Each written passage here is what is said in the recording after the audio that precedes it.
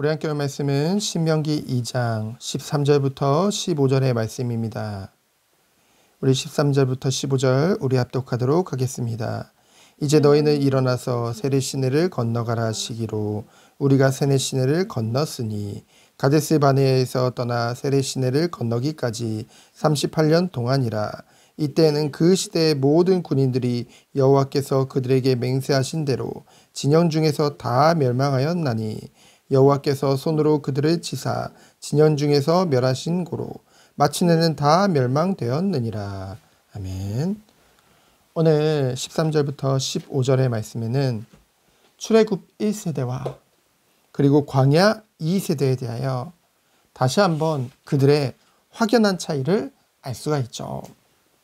먼저 13절을 보면은 이제는 너희는 일어나서 세례 시내를 건너가라 하시기로 2세대에게 말씀하신 것입니다. 이에 광야 2세대는 어떻게 했나요? 그 어떤 부연 설명 없이 바로 우리가 세례 시내를 건넜으니 순종하였음을 알 수 있습니다. 정탐을 해서 진짜 하나님의 말씀하신 것이 맞는지 자신들의 기준과 수준으로 그리고 계획하고 판단하려고 했던 1세대와는 완전히 다른 모습을 우리는 볼 수 있죠. 2세대는 하나님의 명령과 지시에만 의존했던 것입니다. 이것이 어찌 보면 지나치게 수동적이고 합리적이지 못하게 보일 수도 있습니다. 하지만 하나님의 백성인 성도와 그 성도의 모임인 교회가 배우고 본받아야 될 최선의 방법인 줄 믿습니다.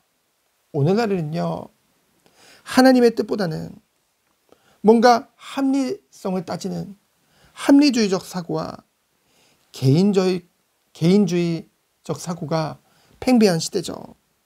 그래서요, 하나님을 믿는다고 하는 성도조차도 그리스도인조차도 자신의 생각과 계획을 우선순위로 두기도 한다는 것이죠.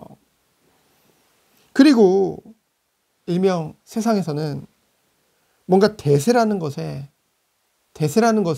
많이 말하고 그 대세에 따르는 것을 사람들은 선호하게 되어집니다. 하지만 이것은 하나님의 완전하신 섭리하심 속에 있는 성도에게는 맞지 않는 것이죠. 잠언 16장 1절에 보면은 마음의 경영은 사람에게 있어도 말의 응답은 여호와께로부터 나온다고 하셨습니다. 사람이 그 마음에 모든 것을 경영할지라도 그 발걸음을 인도하시는 분은 여호와 하나님이시죠. 사람이 계획한다고 해서 그 모든 것이 성취된다는 보장은 없습니다. 설사 그것이 이루어졌다 해도 그것이 반드시 하나님을 기쁘시게 할 수 있는 것도 아니란 것이죠. 하나님을 기쁘시게 하는 것은 세상적인 관점으로 보면은 어찌 보면은 좀 어리석어 보일 수도 있습니다. 하나님의 뜻을 제일 순위에 두는 사람이 조금은 세상의 사람들이 봤을 때는 미련해 보일 수도 있죠. 하지만 예수님은 마태복음 7장 21절에 보면은 나보고 주여 주여 하는 자마다 천국에 들어가는 것이 아니요 다만 하늘에 계신 내 아버지의 뜻대로 행하는 자라야 들어가니라. 분명하게 말씀하셨습니다. 어리석어 보일지 모르지만 미련해 보일지 모르지만은 오직 하나님의 뜻대로 인도받는 사람이 결국에는 영원한 승리를 얻게 된다는 것이죠. 합리적으로 보였고 신중해 보였지만은 결국 1세대는 하나님을 믿지 않았습니다. 제일 순위에 하나님의 뜻이 아닌 자신의 생각과 자기의 기준을 두었다는 것이죠. 결국은 다시 이곳으로 오기까지 광야 38년 동안 14절에 보면은 그 시대의 모든 군인들이 여호와께서 그들에게 맹세하신 대로 다 죽게 되어졌다고 말씀하고 있습니다. 군인은 군사죠. 하나님의 군대입니다. 이 가나안 땅을 정복하기 위해서 하나님이 준비시키신 군대인데요. 근데 역설적으로 가나안 땅에 들어가 보지도 못하고 싸워보지도 못하고 이 광야에서 다 죽게 되어졌다는 것이죠. 15절에 보면은 여호와의 손으로 그들을 치셨다고 했습니다.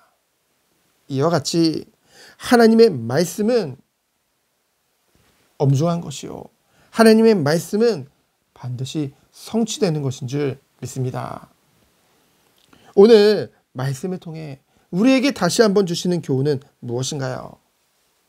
미련해 보이지만 꿋꿋이 오직 하나님의 뜻에 제1순위를 두는 사람을 우리 주님께서는, 우리 하나님께서는 사랑하십니다. 그리고 그 뜻대로 행하는 자라야 천국에 들어간다는 것이죠. 이는 행위로 구원을 받는다는 그런 것을 말하는 것이 아닙니다. 우리는요, 천국, 그냥 죽어서 천국 가는 것이 그것의 구원의 완성이요 끝이라는 생각을 가지고 있습니다. 맞죠? 구원의 궁극적인 도착지는 천국입니다. 그 안에서 영생의 삶이죠. 그러나 죽어서만이 아니라 우리가 이 땅에 사는 동안의 삶이요, 그 안에 하나님의 완전하신 통치 속으로 들어가는, 그 안에 참된 안식과 참 예배를 통한 오직 하나님께 경배와 찬양과 영광을, 그리고 이 땅에서의 삶 동안 주님을 닮아가는 그 은혜가요, 우리에게 얼마나 기쁨으로, 얼마나 참된 만족과 행복을 주는지요. 그래서 찬양의 고백과 같이 그 어디나 하늘나라에 그 축복을 누리게 되는 것이죠.